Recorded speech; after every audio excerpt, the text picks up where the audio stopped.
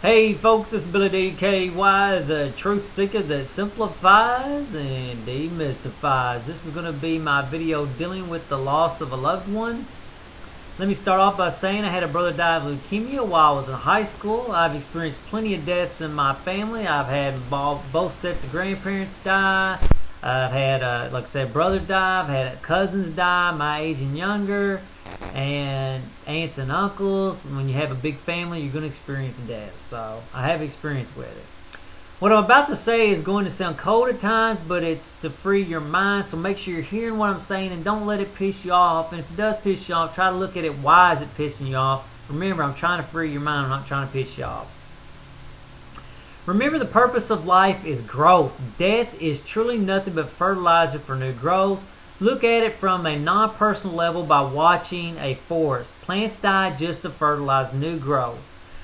Death is natural. It's a natural part of life. Just look at everything that died to support your life. I mean, just so many things that died for you that it's amazing. So, you know, sometimes you got to give back. Untimely deaths are also natural events. However, they're less frequent, but they still are natural. Our problems with death is ego-based. Our egos don't ever want anything to die that is important to us, but that is out of harmony with reality. You need to get this in harmony with all that is. Life is always trying to teach you to grow in some way. When you lose a loved one, it's trying to teach you not to be attached to things. Make sure you learn the lesson. By being attached to someone, you're not experiencing life to the fullest. Here's what Lao Tzu said: he who is attached to things will suffer much. We suffer with the loss of a loved one because we are attached. It's just that simple. If you weren't attached, you would experience the event, find it interesting, and move on. Okay, and let's talk about attachments just for a second. Attachments are using something beyond its usefulness. Notice what I said. I didn't say it wasn't using something. I said it's using it beyond its usefulness.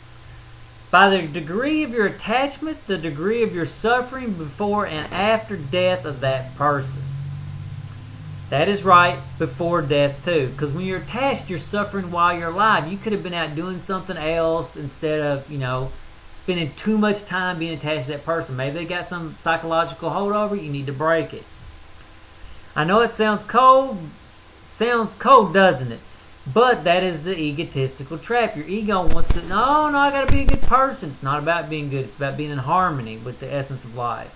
I'm not preaching a cold-hearted life like Ebenezer Scrooge. I'm preaching a life filled with more life and vitality. When you're attached to things, you've cut yourself off from another flow. You're attached to this flow that's dying instead of getting into the flow of something else. You know what I'm saying? Most people miss what I'm saying because they are trapped by ego, because they are focusing on what they are losing instead of what they are gaining.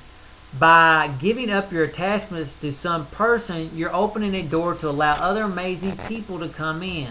Think of it this way. You're over at your buddy's house, you're having fun, or over at your girlfriend's house, you're having fun, and then the moment ends. But you still stay because you're attached. You stay another hour or two, which you shouldn't have stayed because you're attached. Well, that's what I'm talking about. I'm not saying don't hang out with people. I'm not saying don't have fun with people, not enjoy people. I'm saying when it's over, it's over. You know what I mean? Walk away. Learn to be less attached. And it's the same way in life. When somebody dies, you have to let go of them to move on to the next part of life for you to grow. Your time's coming too. You need to get busy with getting on living. Yes, there will be a time of remorse. However, learn to get over it quickly. Attachments are a violation of harmony, which is principle 8 on falling away of growth. But then somebody says, but Billy, I'm talking about my mother's death. I ain't talking about just anybody's death. It doesn't matter. Attachments are still a bad thing, no matter who it is, even if it's your mother. What you're trying to do is find an egotistical exception. Remember principle 7, know your enemies, ego and pleasure. Your ego is a huge enemy. Or like you hear frequently, you are your own worst enemy. If one is unattached, there is no suffering. You are crying inside because you've lost something, which is nothing but ego. So let me rephrase that sentence. Ego is crying because ego has lost something. So it's all inside your head. It's in your head. Pluck that ego out, deal with it, and be done with it. Attachments make life really hard. For example, the decay of your body is very painful if you're attached to it. Your body will decay and you will die. And the less attached you are to your body in your life, then getting older is not such a big problem, and your own death is not such a big problem. And when you don't make it such a big problem, you don't make it a big problem on everybody around you. So don't allow nobody put their egotistical burden on you too. I could tell you beautiful things about how your loved ones are in the heaven looking down on you, and that you are in the breeze, and that your loved ones are in the breeze when it blows on you. But it's a bunch of nonsense that allows you to suffer endlessly. I'm about dealing with things straight up, head on, get through with them. I'm not saying don't take a time of mourning. I'm saying but deal with it effectively. Lao Tzu said the wise person deals with difficulties, therefore he does not experience them. That's what I'm getting at. You deal with it so you don't have to suffer endlessly. I see people all the time. They suffer their whole life because somebody died in their life and they never deal with it. So it endlessly makes them suffer, where if they would have dealt with it just for a few little, say a couple weeks, and really just dealt with it and seen it's just a natural process of life, and that their life's actually may be better now for some odd reason. So, get over it as quickly as possible. Do you want to suffer with the loss of a loved one, or do you want to get over it? This video is about getting over it. Let go of the stone and move on. It's like swimming with a rock in your hand. It's just going to drag you to the bottom. I'm trying to offer you some guidance. I'm trying to smack you in the head, say let go of the stone so you can float back up and swim with the rest of us. Oh, sure, there will be a time of mourning, but after a month, you should be 90% over it. Now, I'm not saying there's not always going to be a little moment here, something triggers it. But if you've dealt with it effectively, that 90%, then, you've got the skills to deal with it when it pops its head back up again. You say, I'm doing it again, I need to move on. I want to live my life fully.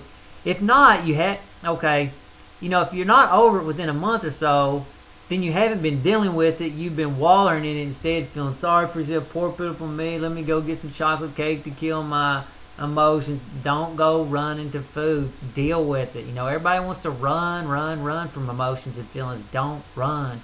Deal with them.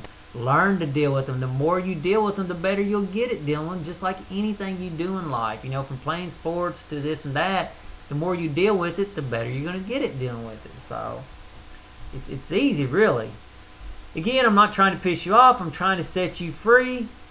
And basically, if you don't know who I am, I'm Billy D.E.K.Y., the truth seeker that simplifies and demystifies. And basically, I got a new spiritual system called Falling Away Growth, which is, it is going to be the first link in the information section of the video. No, it'll be the second.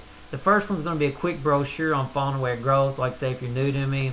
The second link will be the FWG Blog, about 10 pages. And it'll give you a pretty good idea of what I'm talking about. And I think you'll really like it because it's based on common sense instead of a bunch of, nonsense that doesn't really lead you anywhere. So until the next video, later folks.